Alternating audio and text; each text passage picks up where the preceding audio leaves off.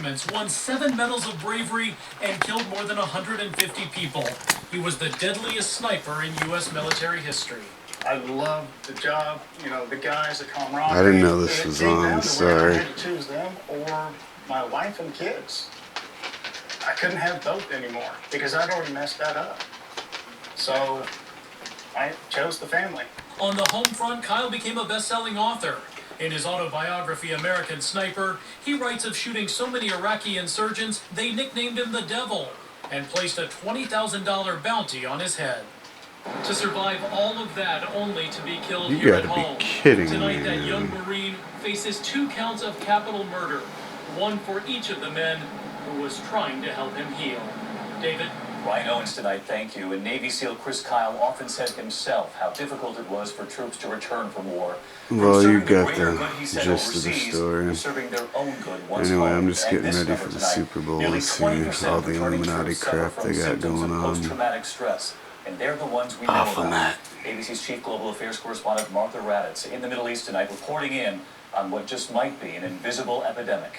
You should have seen all the chemtrails today because of the solar flare. For anyone suffering post-traumatic stress, it is a feeling of powerlessness, numbness, your mind frozen in battles long ago. Couldn't stop thinking about Iraq. I really didn't care anymore. I just felt empty. I was just a shell walking. Former Marine Brendan Schnitzel is one of some 70,000 service members in the last decade who have been diagnosed with post-traumatic stress disorder.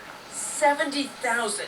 With it can come depression, substance abuse, anger management, suicide. I was constantly feeling anxious. I constantly felt like something bad was going to happen. It is too early to tell whether PTSD or mental health issues contributed to today's horrific murders, but it has happened before. In 2007, a mentally unstable Army sergeant went on a killing rampage in a combat stress facility at his base in Iraq. And retired Staff Sergeant Robert Miltenberger, who received a Silver Star for saving countless lives in a hellish 2004 battle in Iraq, was later diagnosed with PTSD. He says he now avoids firearms, fearing he could hurt someone. If I had a gun and someone was threatening me, I can picture me shooting him and I can see the bullets going in him and the blood coming out and all that. PTSD is not new, but with tens of thousands now coming home, the fear is that we still don't know enough about it. We are in the dark in our ability to treat post-traumatic stress to a level that we can guarantee most individuals who have it can recover from it.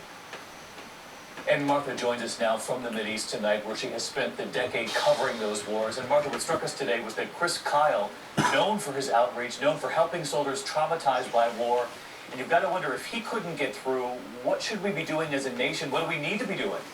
Well, David, I think what we have to do is exactly what Chris Kyle wanted to do. There has to be some sort of outreach to America's veterans. We have to figure out what the problem is.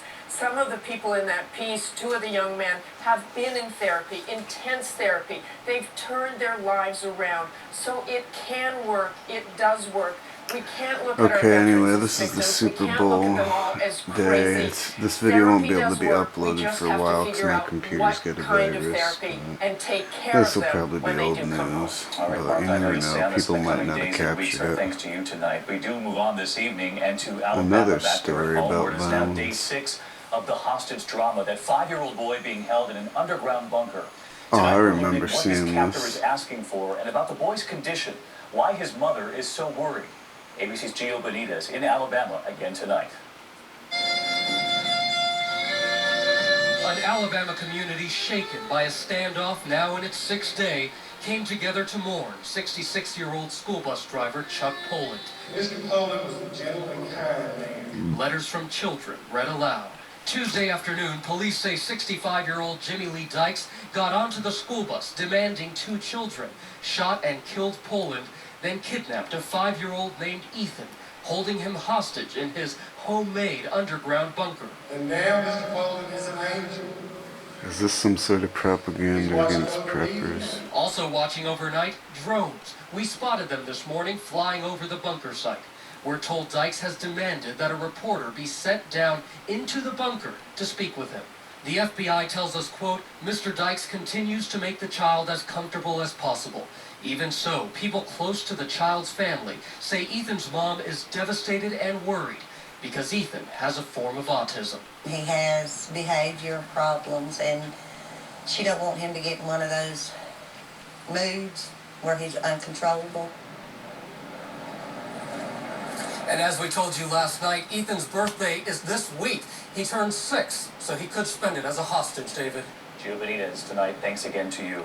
We're going to turn overseas this evening and to one of London's most famous sites where a man wielding knives on police at bay